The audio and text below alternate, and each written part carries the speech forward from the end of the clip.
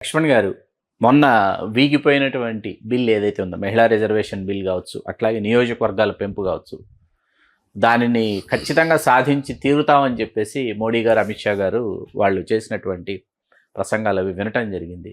ఏంటి దానిని ఏ విధంగా సాకారం చేయబోతున్నారు? ఎందుకంటే అది సాధ్యమైతే కొత్త రక్తం, కొత్త రాజకీయ నాయకులు, కొత్త వారసులు, ఒక కొత్త తరం రాజకీయాల్లోకి రావడానికి సాధ్యపడుతుంది. మహిళలు మరింత ముందుకు రావడానికి వీలవుతుంది అన్ని రంగాలలో. దానిని ఎందుకు మొన్న వీగిపోయింది, దానిని ఎట్లా మొట్టమొదట బిల్లు వీగిపోయినటువంటి బిల్లు మోడీ గారు ప్రధానమంత్రి అయిన తర్వాత దానిని ఎట్లా మీరు ఆ కళను సాకారం చేయబోతారు? శ్రీకాంత్ గారు మంచి ప్రశ్న వేశారు. మీరు ప్రజలు కూడా మీ ద్వారా తెలుసుకోవాల్సిన అవసరం ఉంది సార్. ఇప్పుడు ఈ యొక్క నియోజకవర్గాల విభజన ప్రక్రియ అనేది అది ఒక రాజ్యాంగ ప్రక్రియ, ప్రభుత్వం చేసేటువంటి ఆలోచన కాదు. ఇది నిర్ణయాధికారం ప్రభుత్వాన్ని మాత్రమే కాదు. అంతే. ఇవాళ దాదాపు అనేక సార్లు మనకు స్వాతంత్రం వచ్చినప్పటి నుంచి కూడా రాజ్యాంగంలో స్పష్టంగా పొందుపరిచింది. ప్రతి 10 సంవత్సరాలకు జనాభా గణాంక వివరాలు సేకరించాలి, ఆ జనాభాకు అనుగుణంగా నియోజకవర్గాల మార్పులు చేయాలి అనేది ఆ యొక్క రాజ్యాంగంలో పొందుపరిచారు. అది పార్లమెంట్ అయినా అసెంబ్లీ అయినా. దురదృష్టవశాత్తు ఇప్పుడు మనకు 1971 జనాభా గణాంక వివరాల ఆధారంగా మన పార్లమెంటు, అసెంబ్లీ, నియోజకవర్గాలు కొనసాగుతున్నాయి. 1971లో మన జనాభా 54 కోట్లు మాత్రమే, ఇప్పుడు 145 కోట్ల జనాభా. ఆ రోజు ఆ సమతుల్యం ఇప్పుడు లోపించింది, జనాభా పెరిగింది. ఏమాత్రం కూడా మరి ఎంత వ్యత్యాసం పెరిగిందంటే ఇవాళ మల్కాజ్గిరి 38 లక్షల ఓట్లు పార్లమెంట్లో, నాగాలాండ్ 1 లక్ష ఓట్లు పార్లమెంటు. ఈ రకంగా ఇంత వ్యత్యాసం ఉండడం కానీ ఎంతవరకు భావ్యం?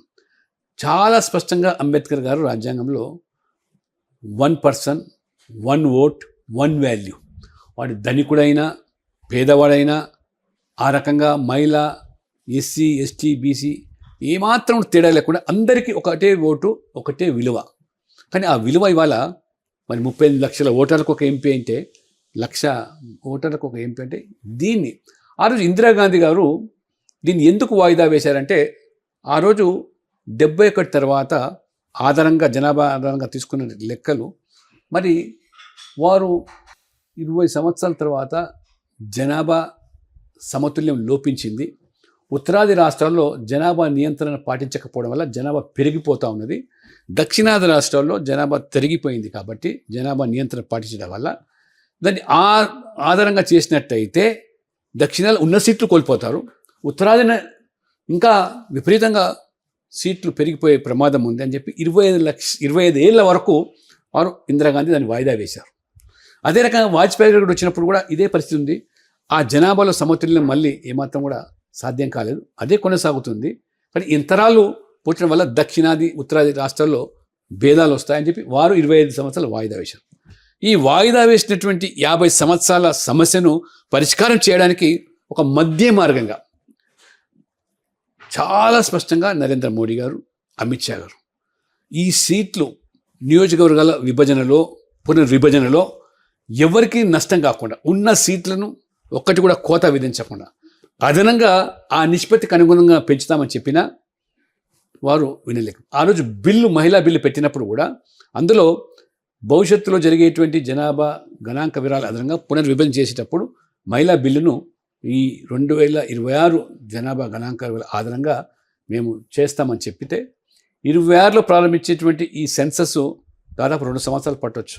ఈ మధ్యలో ఒక డిమాండ్ వచ్చింది, ఈ చేసే సెన్సస్ మరి క్యాస్ట్ బేసిస్ సెన్సస్ జరగాల, కులాల ప్రాతిపదిక జరగాలని ఒత్తిడి పెంచారు. మధ్యలో మోదీ గారు అందరి యొక్క డిమాండ్కు అనుగుణంగా ఈ సెన్సస్ మళ్ళీ క్యాస్ట్ బేస్ చేస్తామని చెప్పి ప్రకటించారు.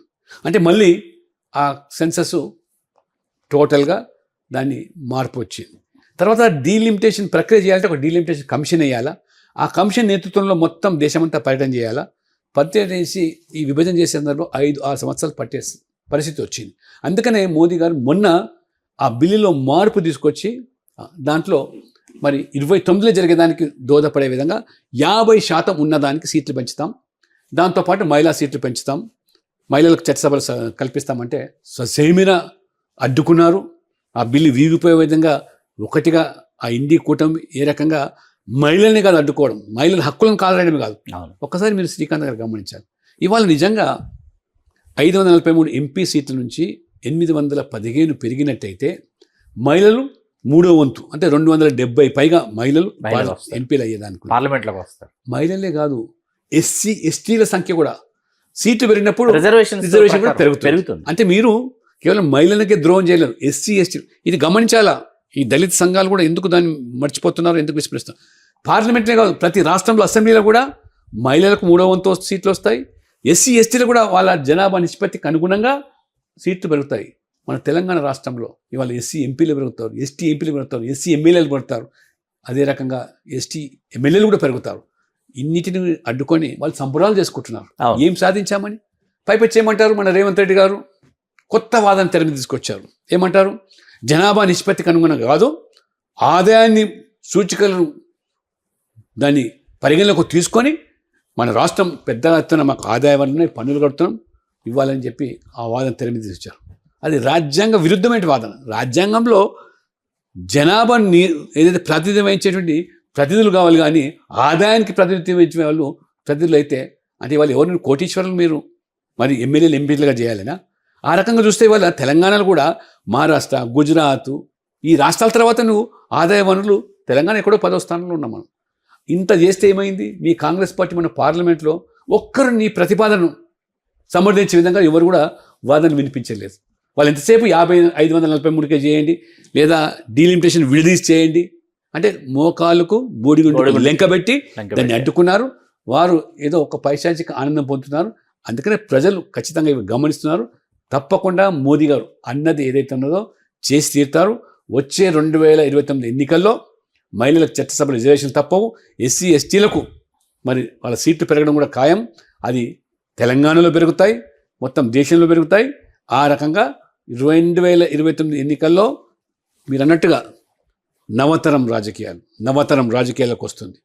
ఇవాళ కొత్తగా మహిళలు కూడా పెద్ద ఎత్తున అంటే మీరు 543కే పరిమితం చేయమంటే ఇప్పుడే 80 మంది మహిళలు ఎంపీలుగా ఉన్నారు. అంటే ఇంకా 543లో 33% అంటే 180 మాత్రమే. అంటే 100 మాత్రం పెంచండి, మిగతా అవసరం లేదంటున్నారు. ఆ 100 పెంచితే ఎవరు మరి ఇవాళ అంటే ఇవాళ ఆల్రెడీ ఎవరైతే కొనసాగుతున్నటువంటి ఎంపీలు ఉన్నారో వాళ్ళ భార్యలో, వాళ్ళ కూతుర్లో, కోడల్లో లేదా తల్లినో పెట్టడానికి ఉపయోగపడుతుంది తప్పితే, ఎందుకంటే ఏ పురుషుడు కూడా తన సీట్ పోవడానికి సిద్ధంగా పడతాడు. నేను ఎంపీగా ఉన్నాను, నా సీటు వాళ్ళ మహిళలకు పోతుండే. అందుకనే అటువంటి ఏమాత్రం కూడా ఆ ఆలోచన లేకుండా ఉన్నటువంటి 543 సీట్లు మగవాళ్ళకు ఉంటాయి, పెరిగే సీట్లు మహిళలకు వస్తాయి. కానీ ఎక్కడ కూడా ఘర్షణ వాతావరణం ఉండదు, అసమతుల్యత జరగదు.